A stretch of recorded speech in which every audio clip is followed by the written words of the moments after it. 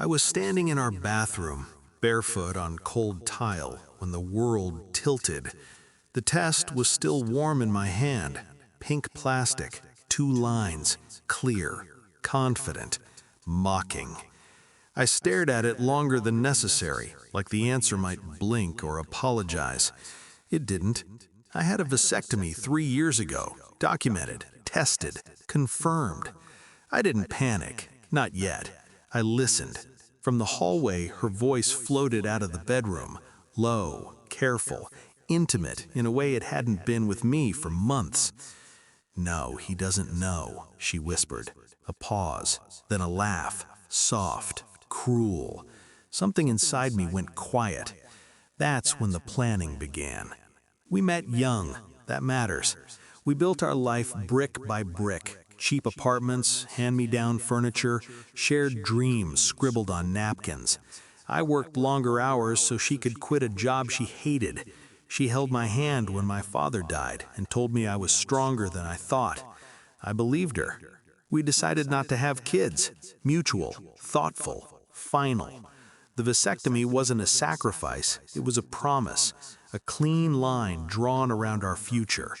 For years we were solid, predictable, safe, or so I thought. The distance crept in quietly. Fewer questions, less eye contact. Her phone face down, password changed just for privacy. I noticed everything.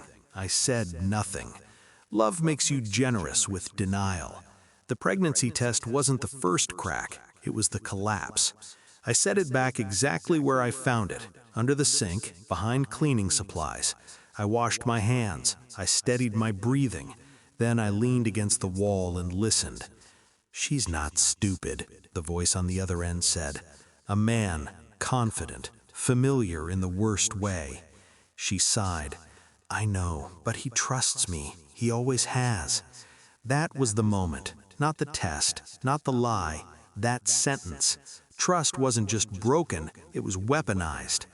I walked out of the house 10 minutes later with my keys and my dignity intact. I didn't confront her, I didn't cry. I went to work and did my job like nothing had happened. Pain is loud, resolve is silent. I didn't rush. Rushing is for the guilty. I started with confirmation, a clinic, a quiet appointment, another test. 0 sperm count, still sterile, still me. Then evidence. I backed up our shared cloud, screenshots, deleted messages recovered, a burner number traced to a coworker I'd met twice at company dinners, married, 2 kids, predictable patterns. I installed nothing illegal. I needed truth, not trouble. She provided the rest willingly. Late nights, sloppy lies, patterns that repeated like a confession. I spoke to a lawyer before I spoke to her. That order mattered. Assets separated, finances documented, timelines established, infidelity, paternity fraud, emotional distress. I moved money quietly, changed passwords silently, updated beneficiaries calmly. At night, she slept beside me. I lay awake, counting steps to the end. The first move was kindness. I cooked her favorite meals. I listened. I smiled. I made her feel safe enough to be careless. The second move was exposure, surgical, not explosive. I scheduled a dinner, just us and her parents, casual, comfortable. I asked her to bring the ultrasound photo she'd been hiding. She froze, just for a second. That second was mine. At the table, I poured wine and raised a glass. "To honesty," I said. "It's overdue." I slid the envelope across the table. DNA results, medical records, screenshots.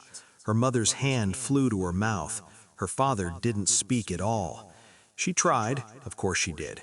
Tears, denial, a story built on panic. I waited. Then I played the recording. Her voice, that laugh, that sentence. The room changed temperature.